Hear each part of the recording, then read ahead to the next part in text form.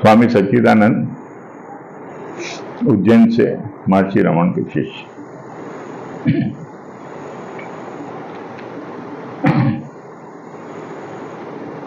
अभी कुछ खोज चली है, उनसे पता चला है कि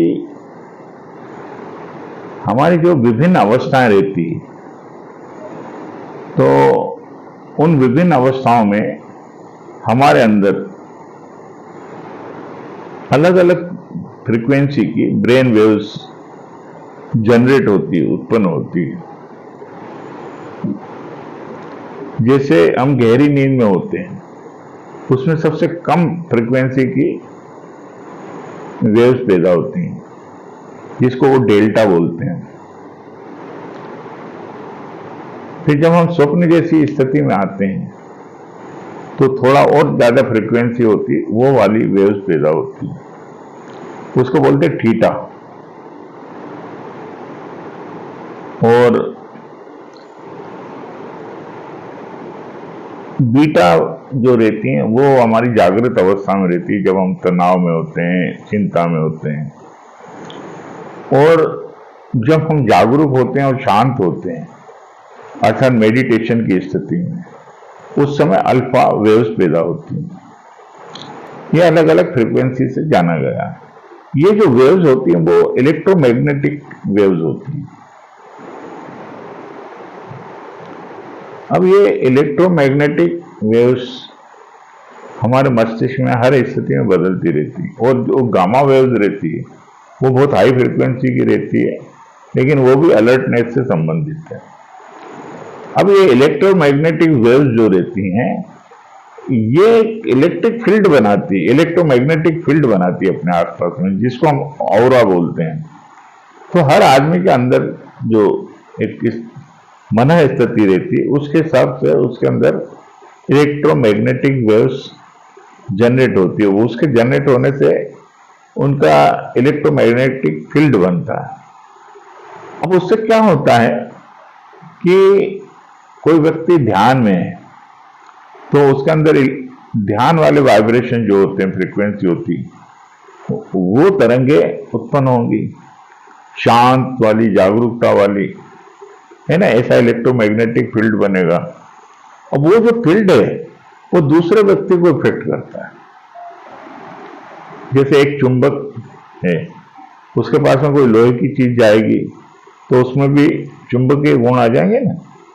ऐसे ही अगर हम क्रोधी व्यक्ति के पास में जाएंगे तो उसकी जो वेव्स का जो इलेक्ट्रोमैग्नेटिक फील्ड है क्रोध का, वो हमें इफेक्ट करेगा।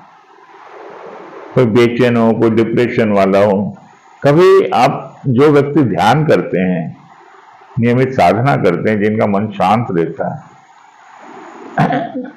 वो कभी किसी हॉस्पिटल जाएं,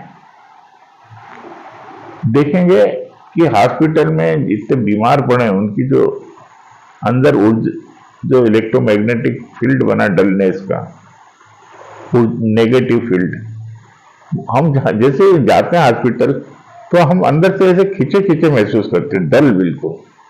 क्यों? क्योंकि जो उनकी नेगेटिव एनर्जी है वो हमारे पॉजिटिव एनर्जी को कहीं ना कहीं डैमेज करती है, खींचती है। साधक के लिए बोल रहा हूं, ज्ञानी के लिए नहीं। ज्ञानी को तो कोई फर्क ही नहीं पड़ता।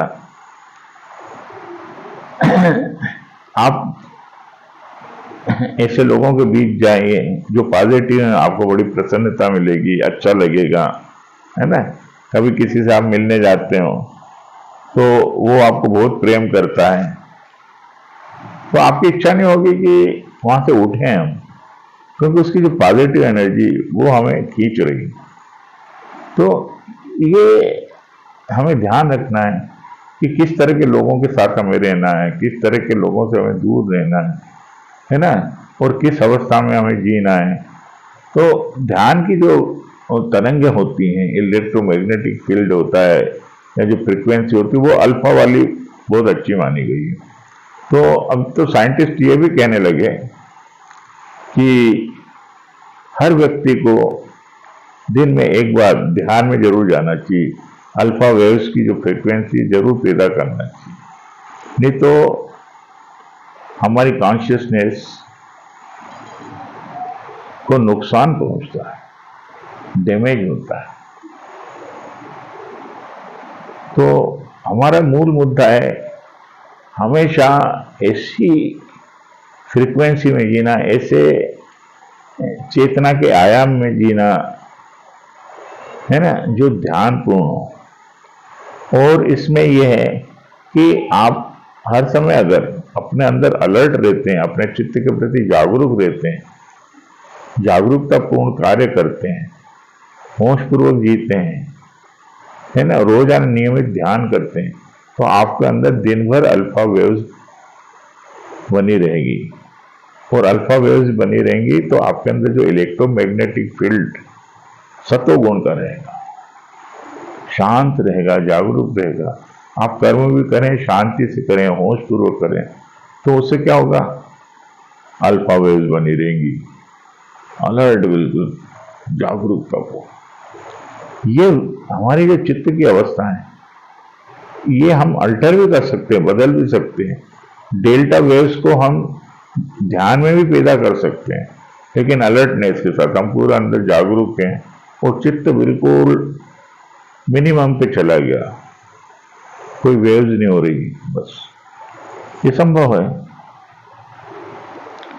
तो मुख्य चीज क्या हो गई, ध्यान, मेडिटेशन, ध्यानपूर्ण स्थिति, है ना, ध्यानपूर्ण स्थिति में जीना है, ध्यानपूर्ण स्थिति में सारे कर्म करना और नियमित ध्यान करना है। इससे हमारा चित्त हमेशा तरोताजा रहेगा, आनंदपूर्ण रहेगा, पॉजिटिव रहेगा, प्रसन्न रहेगा, एनर्जेटिक रहेगा, है ना।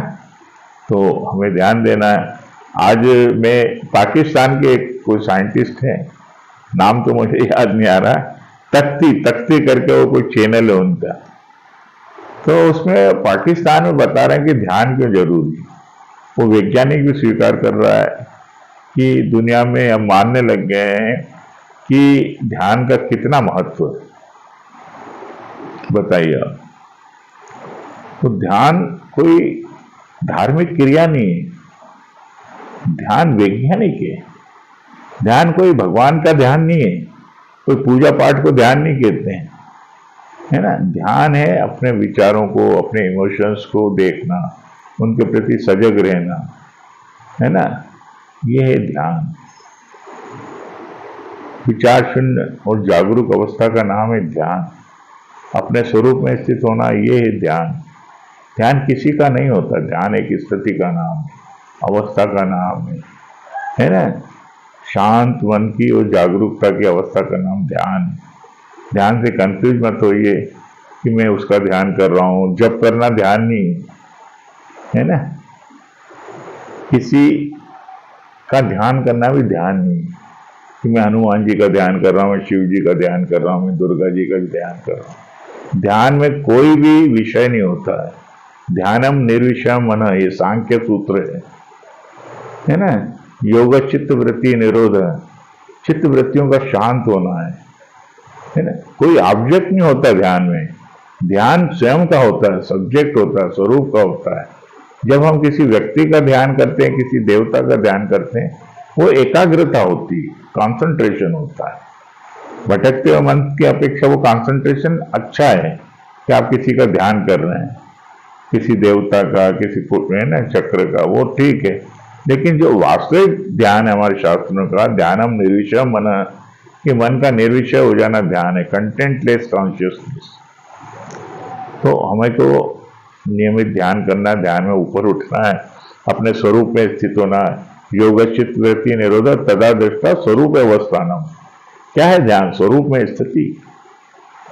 ये पतंजलि कह रहे हैं, दूसरे तीसरे सूत्र में बोल दिया हूं। लेकिन क्या है, हम अपने शास्त्रों में न पढ़ते हैं, न समझते हैं, न उनमें श्रद्धा करते हैं, देखते भी नहीं के क्या रहे हैं। गीता में भगवान खुद कहते हैं, शने शने उपरमेत बुद्धया धरती ग्रहीतया आत्मसंस्थम मन कृत्वा किंचित अपनी न चिंतिए। पहले धीरे धीरे मन को पूरा शांत कर दें, फिर आत्मसंस्थम, आत्मा में स्थित होकर न किंचित अपनी चिंतित, कुछ भी चिंतन नहीं करना है। कुछ भी नहीं यानी कुछ भी नहीं, न भगवान का, न जगत का, न अपना, न किसी का। शांत हो जाना है। योगी युंजते सतत आत्मा नाम एक रहती स्थित एकाकी यच्चित आत्मा निराशी अपरिग्रह। ऐसा कह के मैं अपनी वाणी को विश्राम देता हूँ। धन्यवाद। मेरे चैनल को सब्सक्राइब करें, उसको लाइक करें, शेयर करें। धन्यवाद।